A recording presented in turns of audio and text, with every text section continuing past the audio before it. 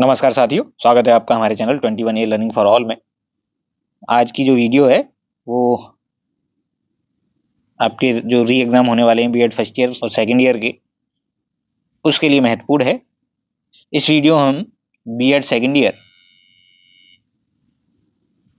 का जो BD 202 paper है उसका 2021 का पेपर जो है उसका सॉल्यूशन लेके आए हैं, जो 2021 में हुआ था। इस पेपर का नाम है असेसमेंट फॉर लर्निंग। तो चलिए शुरू करते हैं वीडियो को। सामग्री के अर्थ को समझना मूल रूप से है, तो इसका जो उत्तर है वो है डी, बोध। बोध को यानी कंप्रीहेंशन, जिसका अर्थ होता है किसी जानकारी या तथ्य को समझना और इसे स्पष्ट करना, यानी उसके जो मूल भाव है उसको समझ पा रहे हैं, तो वो है बोध, कंप्रीहेंशन। अगला प्रश्न, क्वेश्चन नंबर 2। नई परिस्थिति में सबसे पहले सीखी गई सामग्री का उपयोग करना है। अनुप्रयोग, ज्ञान, विश्लेषण, बोध।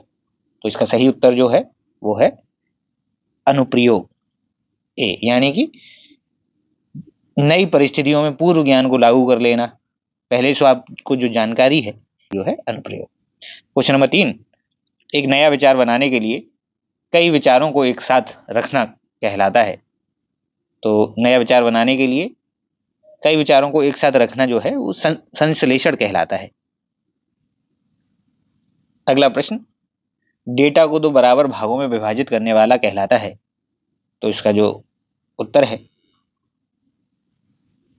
वो है मध्यिका, यानी मीडियन।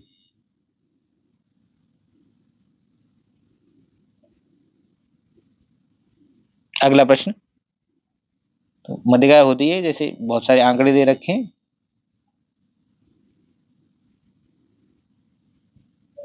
इसको ऑर्डर में लगाएं और इसके बीच का जो अंक है, जैसे 1, 2, 2, 3, 4, 5, तो इन दोनों के बीच में जो अंक होगा, यानी 3 ये 3 इधर, इसके बीच में एक 6 और मान लीजिए तो आसान हो जाएगा, 6। तो अब आपका जो मध्यिका है वो 3 है। अगला प्रश्न, क्वेश्चन नंबर 5।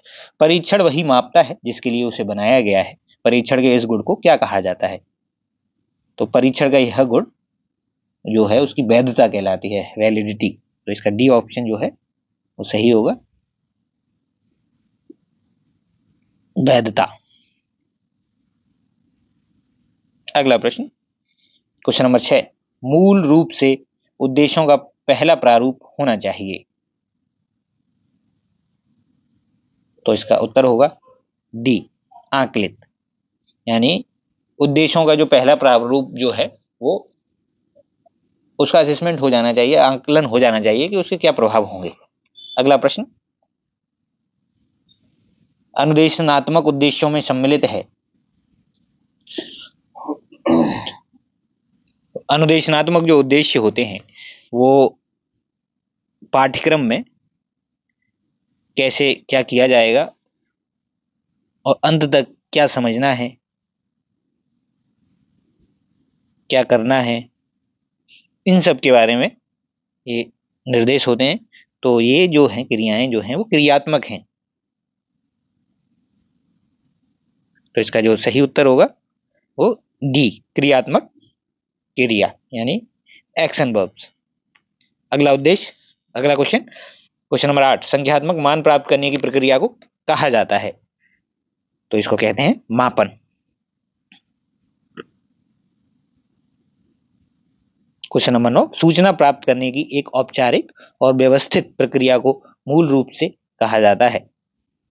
तो इसका उत्तर है परीक्षण, यानी कि एक सूचना प्राप्त करने की जो फॉर्मल और सिस्टमैटिक प्रोसेस है उसको टेस्ट कहते हैं, तो परीक्षण है। अगला क्वेश्चन, अनुदेशन के अंत में उपलब्धि का आकलन करना है। इसका उत्तर है योगात्मक मूल्यांकन, यानी कि इसमें जो है जब पूरी शिक्षण प्रक्रिया पूर्ण हो जाती है उसके बाद जो एग्जाम कराए जाते हैं वो इसका हिस्सा है, तो ये योगात्मक मूल्यांकन। अगला प्रश्न, संज्ञानात्मक क्षेत्र के मुख्य फोकस हैं। इसका उत्तर है सी, यानी बौद्धिक कौशल। संज्ञानात्मक क्षेत्र का जो मुख्य फोकस जो है वो बौद्धिक कौशल से है। अगला प्रश्न, निम्न में से कौन सा क्षेत्र शारीरिक और क्रियात्मक कौशल से संबंधित है? तो इसका जो उत्तर है, इसका उत्तर है सी, क्रियात्मक क्षेत्र। अगला प्रश्न, क्वेश्चन नंबर 13, आधुनिक बुद्धि परीक्षणों के प्रतिपादक कौन थे? तो इसका उत्तर है अल्फ्रेड बीने। अगला प्रश्न, आईक्यू निर्धारित करने का सूत्र सर्वप्रथम किसने दिया? तो ये दिया स्टर्न ने। तो इसका आईक्यू का फॉर्मूला जो है mental as upon chronological age into 100। अगला प्रश्न, क्वेश्चन नंबर 15, समान शारीरिक और मानसिक आयु वाले छात्र की बुद्धि लब्धि होगी 100। तो आईक्यू का निकालने का फॉर्मूला 14 साल का है, मेंटल एज 14 साल की और शारीरिक क्रोनोलॉजिकल एज भी 14 साल है। तो ये 1 इंटू ये आएगा 100।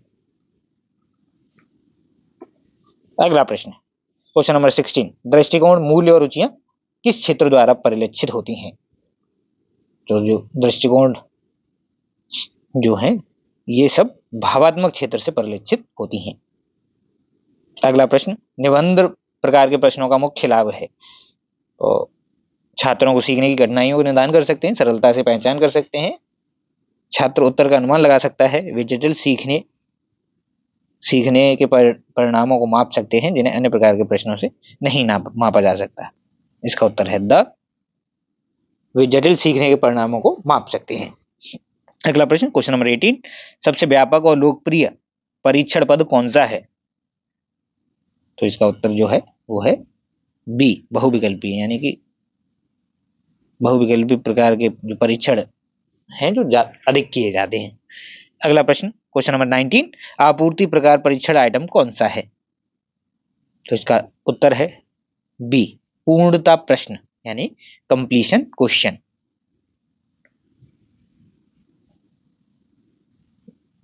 जिसमें छात्र को फिल करना होता है जिससे उनके अंदर के जो ज्ञान की खाली जगह पे आपूर्ति की जाती है। अगला प्रश्न, क्वेश्चन नंबर 20, वैकल्पिक प्रतिक्रिया पद कौन से हैं? तो इसका उत्तर जो है वैकल्पिक, यानी सही गलत ये भी हो सकता है, शुद्ध अशुद्ध, सत्य असत्य, तो ये सभी, उपरोक्त सभी। जिन प्रश्नों के लिए छात्रों को कई पैराग्राफ तक एक लंबी लिखित प्रक्रिया की संरचना करने की आवश्यकता होती है उन्हें कहा जाता है निबंध। अगला प्रश्न, क्वेश्चन नंबर 22, मानकीकृत परीक्षणों की प्रकृति है?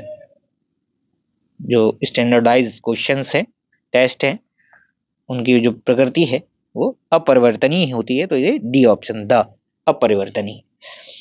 क्वेश्चन नंबर 23, यदि कोई परीक्षण जब भी प्रशासित किया जाता है तो उसके माप में सुसंगतता होती है, तो ऐसे परीक्षण को कहा जाता है, ऐसे परीक्षण को एक विश्वसनीय परीक्षण कहा जाता है, यानी रिलायबल। अगला प्रश्न, क्वेश्चन नंबर 24, एक परीक्षण को डैश को मापने के लिए अर्ध विच्छेद विधि का उपयोग किया जाता है। तो इसका जो सही उत्तर है वो सी, आंतरिक स्थायित्व या स्थिरता, यानी कि इंटरनल कंसिस्टेंसी। इसको नापने के लिए जो अर्ध विच्छेद विधि का प्रयोग किया जाता है, स्प्लिट हाफ। अगला प्रश्न, निम्नलिखित में से कौन मापन की त्रुटि नहीं है? तो इसका उत्तर है डी, विश्वसनीय त्रुटि। ये जो है मापन की असंगति नहीं है।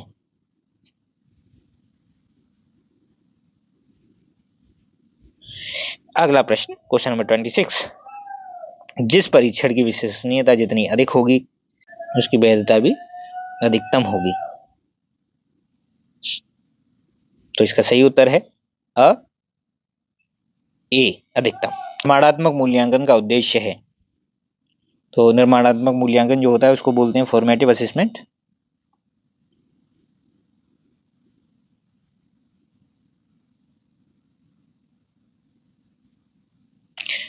इसका उद्देश्य जो है वो प्रगति पे गौर करना और उपचारात्मक अनुदेशन की योजना बनाना है, यानी कि प्रगति हो रही है उसको, और जो रेमेडियल टीचिंग हुई उसके लिए योजना बनाने में इसका प्रयोग किया जाता है, और सुधार इसका प्रमुख उद्देश्य होता है फॉर्मेटिव असेसमेंट का। तो इसका ऑप्शन ए सही आंसर है। क्वेश्चन नंबर 28, संज्ञानात्मक डोमेन का उच्चतम स्तर है। संज्ञानात्मक डोमेन का जो उच्चतम स्तर है वो है मूल्यांकन, इवैल्यूएशन।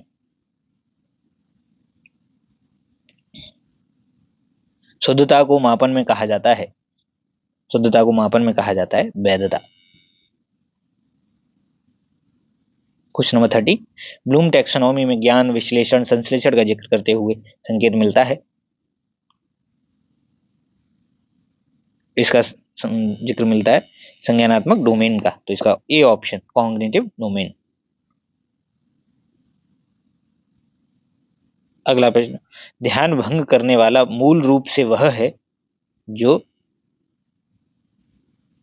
इसका उत्तर जो है उच्च उपलब्धि हासिल करने वालों की तुलना में, उच्च उपलब्धि हासिल करने वालों की तुलना में कम उपलब्धि हासिल करने वालों को आकर्षित करता है। अगला प्रश्न, क्वेश्चन नंबर 32, अधिकतम और न्यूनतम मूल्यों के बीच के अंतर को कहा जाता है।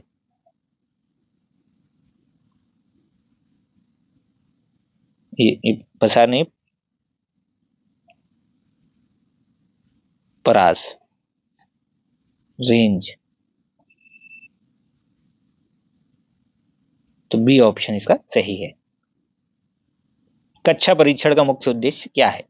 कक्षा परीक्षण का जो मुख्य उद्देश्य है, ए माता पिता को सूचित करना, बी अनुदेशन में सुधार करना, शिक्षक की प्रभावशीलता का मापन करना, और छात्रों की योग्यताओं की तुलना करना। तो इसका कक्षा परीक्षण का मुख्य उद्देश्य है अनुदेशन में सुधार करना। अगला प्रश्न, क्वेश्चन नंबर 34, नैदानिक मूल्यांकन हमेशा किया जाता है। नैदानिक का जो बोलते हैं डायग्नोस्टिक, इसका उद्देश्य जो है शिक्षण के दौरान छात्रों की समस्याओं को पता लगाना है, तो शिक्षण के बीच में। इसका उत्तर होगा ए। क्वेश्चन नंबर 35, निम्नलिखित में से किसमें हम अनुरूपण को शिक्षण तकनीक के रूप में उपयोग करते हैं?